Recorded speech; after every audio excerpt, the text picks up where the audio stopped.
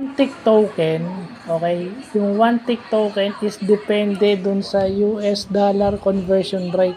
So, per day yan.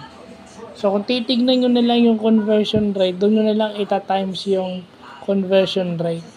Pabago-bago yan per day, hindi yan constant. Kagaya niya ng US dollar conversion rate na paiba-iba kada araw.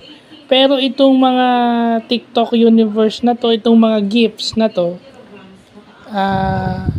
meron tayong 34,999 coins. Pero kung gusto nyong makuha yung exact value niyan, ang formula niyan is yung 34,999, yung cost ng gift, times 1.4 cents. Kasi yung isang coin is equal to 1.4 cents and then divided by 100.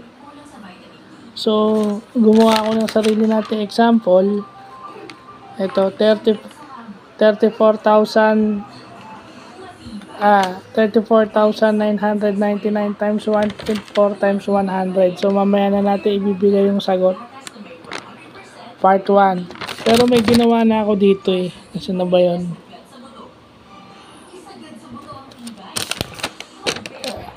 Ito, halimbawa, ayan yung ginawa ko. Cost of gift. 35,000 times 35,000 coins times 1.4 divided by 100. So, lalabas niyan is $490. So, ibig sabihin, pag meron kang 35,000 coins at gusto mong malaman yung halaga nun in dollars, so, 490. So, ilalagay pa natin yung yung TikTok universe.